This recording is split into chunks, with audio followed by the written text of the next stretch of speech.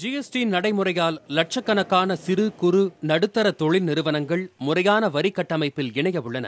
மேலும் பெருந்தொழில் மற்றும் பெருவணிக நிறுவனங்களும் ஜிஎஸ்டிக்கு மாறியாக வேண்டிய கட்டாயம் ஏற்பட்டுள்ளது. இந்நிலையில் அக்கவுண்டன்ட்டுகளுக்கும் ஜிஎஸ்டி முறை குறித்த சிறப்பு பயிற்சி பெற்றவர்களுக்கும் புதிய வாய்ப்புகள் உருவாகியுள்ளதாக கூறுகின்றனர் இத்துறையில் நீண்ட அனுபவம் கொண்டவர்கள். அக்கவுண்டிங் நாலேஜ் உள்ளவங்களுக்கு நல்ல இம்ப்ரூவ்மெண்ட் இருக்குது, நல்ல சான்சஸ் இருக்குது. பிகாம் படித்தவங்க, எம்பிஏ ஃபினான்ஸ் படித்தவங்க, சிஏ படித்தவங்க, இவங்களுக்கு நல்ல வேலைவாய்ப்புகள் உண்டு. எல்லா கம்பெனி, சின்ன கம்பெனியாக இருந்தாலும் சரி, பெரிய கம்பெனியாக இருந்தாலும் சரி, அவங்களுக்கு ஒரு நிறையா ரெக்கார்ட்ஸ் மெயின்டைன் பண்ணணும், நிறையா ரிட்டர்ன்ஸ் ஃபைல் பண்ணணும். இதெல்லாம் நாலேஜ் இல்லாமல் ஃபைல் பண்ண முடியாது. காமர்ஸ் அக்கௌண்ட்ஸ் படிக்கிறவங்க மட்டும்தான் அக்கௌண்ட்ஸ் மெயின்டைன் பண்ணலான்றது கிடையாது.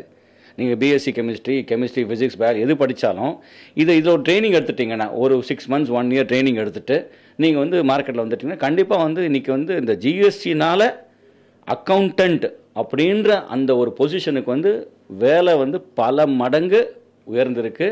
நிறைய இடங்கள் காலியாகவே இருக்கு. வழக்கறிஞர்கள், கணக்கு பதிவியல் நிபுணர்கள், மென்பொருள் வல்லுநர்களுக்கும் பல புதிய வாய்ப்புகள் இனி வரும் மாதங்களில் உருவாக உள்ளதாக கூறப்படுகிறது.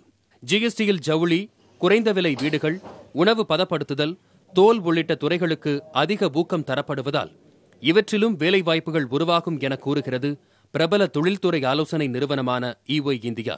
தகவல் தொழில்நுட்பத் துறையில் வேலை இழப்புகள் அதிகரித்து வரும் நிலையில் இளைய தலைமுறையினருக்கு ஜிஎஸ்டி ஒரு கலங்கரை விளக்கமாகவே தெரிகிறது.